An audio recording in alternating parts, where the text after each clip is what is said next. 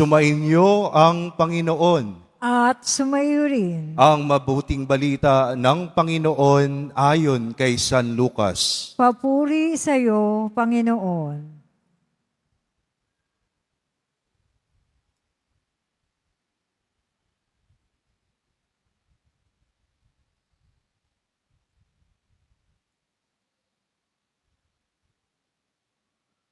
Dumating ang oras ng panganganak ni Elizabeth at nagluwal siya ng isang sanggol na lalaki.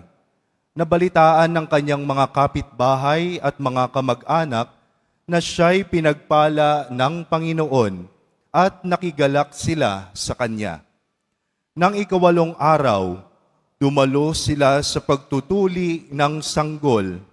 Zacarias sana ang ipangangalan sa kanya, gaya ng kanyang ama. Ngunit sinabi ng kanyang ina, hindi, Juan ang ipangangalan sa kanya. Subalit wala isa man sa iyong mga kamag-anak ang may ganyang pangalan, wika nila. Kaya't hinudyatan nila ang kanyang ama at itinanong kung anong ibig niyang itawag sa sanggol. Humingi siya ng masusulatan at sumulat ng ganito, Juan ang kanyang pangalan. At namangha silang lahat. Pagdakay nakapagsalita siya at nagpuri sa Diyos. Natakot ang lahat ng kanilang kapitbahay, ano pat naging usap-usapan sa buong kaburulan ng Judea ang mga bagay na ito. Pinakaisip-isip ito ng lahat na nakaaalam at ang kanilang mga tanong, magiging ano nga kaya ang batang ito? Sapagkat maliwanag na sumasa kanya ang Panginoon. Mga kapatid, ang mabuting balita ng Panginoon. Pinupuri ka namin, Panginoong Heso Kristo. Magsiupo muna ang lahat.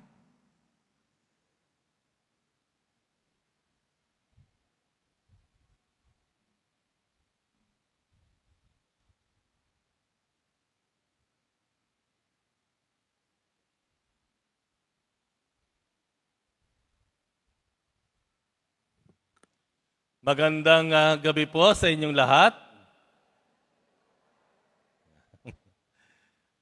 Batiin naman natin ng isang matamis na ngiti ang ating mga katabi. Matamis. Yung parang nilalanggam. Yung pagkinitaan ka, mapapakamot ka kasi parang nakagat ka ng langgam. Matamis ba yung ngiti? Nasa ikawalong simbang gabi na tayo. Tama po ba? Kita mo nga naman parang kailan lang, ano? Parang bitin. Sana dagdagan pa natin kaya ng another 20 days. Siguro mukha na akong zombie, no? Mga nangangalumata na siguro tayo, no? Sa puyat, ano? Pero iba eh. Iba Pasko eh. Iba eh. Kaya nating magpuyat eh. Kaya nating magbiyahe. Kaya nating maglakad sa dilim. Kaya natin tiisin yung init ng simbahan. Kaya natin maging masikip yung lugar natin. Dahil alam natin talaga yung diwa, yung espiritu ng Pasko. Amen? Salamat sa Diyos. Palakpakan natin ang ating mahal na poong Jesus Nazareno.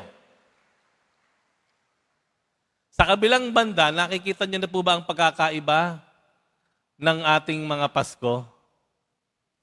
Nakikita niyo ba ang pagkakaiba ng Pasko ninyo at Pasko ng kapitbahay ninyo? Nakikita niyo po ba ang Pasko ng inyong pamilya at Pasko ng kamag-anak ninyo? Nakikita niyo? Pagkakaiba? Meron, ano? Meron. Meron. Nakikita natin kung anong pagkakaiba ng Pasko ng mahirap at Pasko ng mayaman. Di ba? Minsan may ganun, ano? Doon pa lamang sa mall, alam na alam ninyo kung saan kumakain yung mga Pasko ng hindi masyadong marangya. Di ba? Alam nyo kung anong restaurant o fast food ang pinapasok. Alam naman po natin, kahit sa bahay, doon sa kalsada natin, tingnan nyo yung pinakamaliwanag na bahay. At kung anong bahay yung may ilang kumukuti-kutitap? Yung masabitan lang ba ng Christmas light? Yun na, masaya na. Alam naman natin yon, di ba? Alam naman natin, kahit sa mga lakaran, mga pinapasyalan, saan ba namamasyal ang mayroong budget? Saan namamasyal ang mayroong budget? Ay, marami nga yung mga park, no? Mga rides. Ayan, ano? Talagang pwede pang bumabiyahe pa yung may budget, pwede kang pong bumiyahe sa Tagaytay, no? Doon ka sa fun, ano yun? Fun ranch ba yun? O basta yun, meron doon parang ano, ha? Sky Ranch ba yun? O, tamo? Sama nyo kasi ako doon, hindi ko tuloy alam. Sky Ranch, ano? Pero kapag walang budget ka, saan ka pupunta? Luneta, saan pa? Cartilla, saan pa? Ha? Kita mo naman ang pagkakaiba, no? Pero ano nararamdaman nyo kapag parang tila yata nauungusan kayo? Nauungusan kayo nung kapitbahay kamag-anak nyo pagdating sa paghahanda ng Pasko. Hamon sila, ikaw ano? Ha? Hinahamon mo na lang sila. Buong fried chicken sila, ikaw ano? Leeg. Ha? May pagkakaiba eh. At nakakalungkot na kahit ako po, ang panahon ng Pasko, yan ang panahon na nagkakainggitan talaga. Nakakainggit. Mga, lalo na mga kabataan, no? May mga get up dyan eh, mga OOTD. Yan, ano? Iba talaga pag may kaya eh. Di ba? Maganda eh. Hindi nag-uulit ng damit eh. Kayo, sino na po nag-ulit ng damit dito ng 8 simbang gabi? Sino na nag-ulit ng damit? Aba, mayaman ng mga taga-Quiapo Church. Wala nag-uulit. Totoo? Okay. Salamat sa Diyos. Baka naman yung nasa loob, hindi nyo naman ang inuulit ninyo. Bakit ko nasasabi ito? Bakit na pagkakwentuhan natin dito? Kasi gusto ko pong pigbigyan natin ng napakaganda pong pansin yung isang phrase dun sa Ebanghelyo. Sabi dito sa Ebanghelyo, nabalitaan ng kanyang mga kapitbahay at mga kamag-anak na siya'y pinagpala ng Panginoon. Wow, binless ni Lord. Diba? Pero, ano naging tugon ng mga kamag-anak at kapitbahay? Nainggit ba sila? Hindi. Tingnan niyo yung susunod. At sabi dito, at nakigalak sila sa Kanya. Nakigalak sila sa Kanya. Ibig sabihin, kaya ba nating makigalak sa tagumpay o magandang kapalaran ng iba? Kaya po ba nating maging masaya at hindi tayo malulungkot kapag naging maganda ang kapalaran ng iba? Yan. Dahil alam nyo, nung ako'y kabataan pa, makwento ko lang. Ako po, aaminin ko sa inyo, mainggitin po ako nung bata ako. Sabihin na natin hanggang high school. Hanggang high school, mainggitin po talaga ako. Diyan po sa eskwelahan ko ng high school, diyan sa Pasig, Catholic College, ano po. Usong-uso dyan, nung panahon namin, kasi all boys kami, usong-uso po dyan yung tinatawag na attache case. Alam niyo ba attache case? Kasi wala na akong nakikita ngayon eh. Yung mga businessman dati, yung attache case, o attache, ano ang tawag doon, ano? Attache case ang tawag doon. Yun ang bag ng mga estudyante sa Pasig Catholic College. Because, coming from rich families like that. Yung attache case, ito po yung hard case. Hard case, na talagang binubok, may laki, click, bingangat mo gano'n. Parang negosyante, pang executives. Halos lahat ng classmate ko, pag magsisimula na, bring out your books and notebooks. Ganun lahat sila. Ako nakapapatingin mo lang ganoon. Nako, tagal ko pong kinainggitan yon. Isang araw, nagkaroon ako ng lakas ng loob. Nay, binigyan niyo naman ako ng attache case. Abang nanay ko, sumang-ayon, nagulat ako. Mahal kasi yun eh. O, saligan, punta tayo. Punta kami sa palengke. Nakabili po kami. At kinabukasan, yun ang ginamit ko. Okay, class? Bring out your books and your notebooks. Ako rin. Biglang natawa yung mga classmate ko. Alam niya kung bakit? Ang nabili po at nakayanang bili ng nanay ko, lunchbox. Kasi pareho yun eh. Hard case, nagaganon. Basta masaya na ako nung nagaganon. Lunchbox. Ayan. At isa pa yung kinainggitan ko. Ewan ko, siguro yung iba dito alam. No? Yung sapatos naman. No? Ang pangalan ay Topsider. Ayan. Alam niyo yung Topsider? Meron pa yata ngayon eh. Itong mga taga-Pansy Catholic College, they really come from wealthy families. Mga naka-Topsider, ang mahal nun eh. Ang sapatos ko, hindi naman ganoon. No?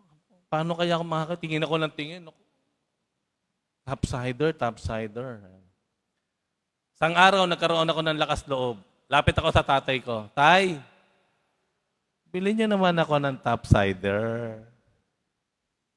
Ang tatay ko, sige, bibili kita.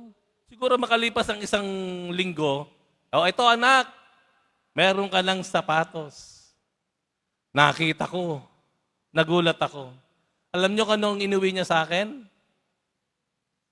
Hindi Topsider. Greg shoes.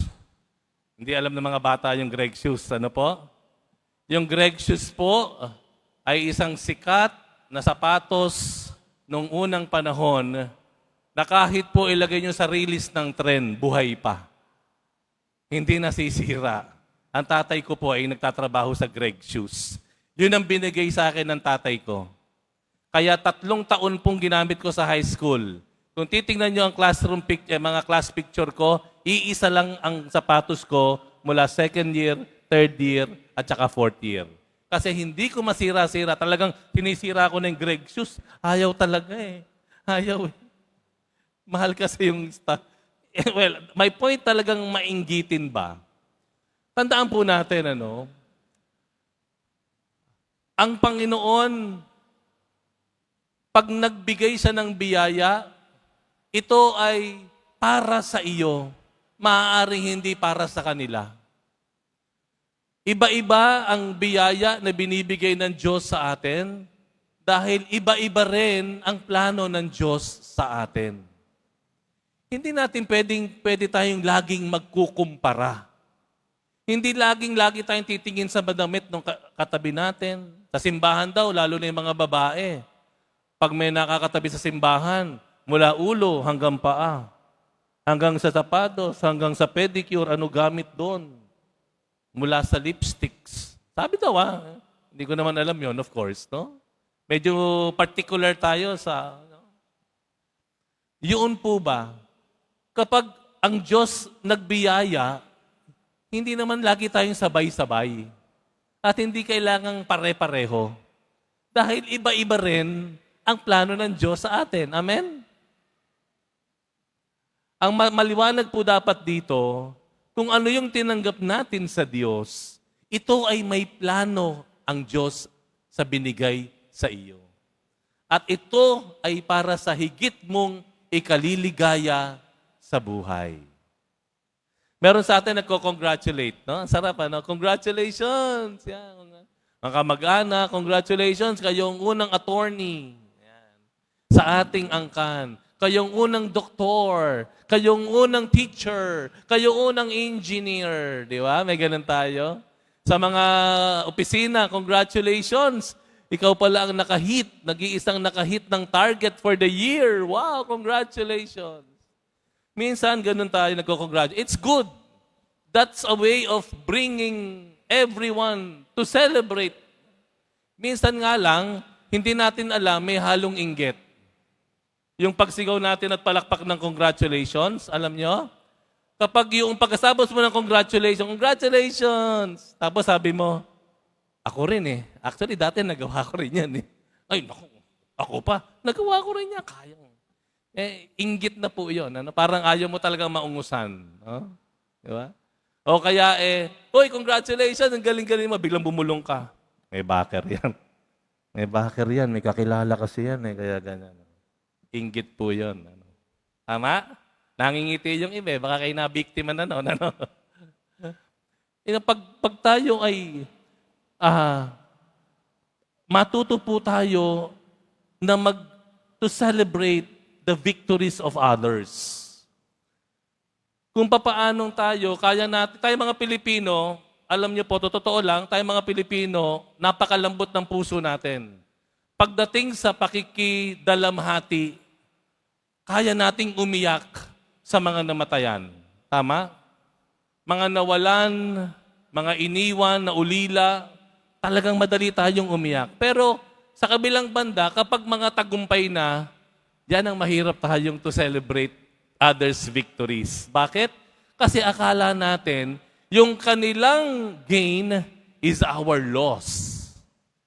Yung tagumpay nila ay pagkatalo natin. Parang gano'n ang umiikot sa isip natin. Hindi natin alam to. Nahihirapan tayo to celebrate others' victories kasi akala natin, pag nagtagumpay itong kapitbahay ko, kapag na-promote itong kamag-anak namin, ibig sabihin nun, kawalan at pagkatalo sa amin, which is never, ever true. Na? Kailangan we need to appreciate, celebrate others' victories. Huwag tayong mainggit. Kasi kapag we know to celebrate each other, ano nangyayari? Kapag ipinagdiriwang natin ang tagumpay ng iba, kapag tayo nasisiyahan para sa tagumpay ng iba, number one, we inspire everyone.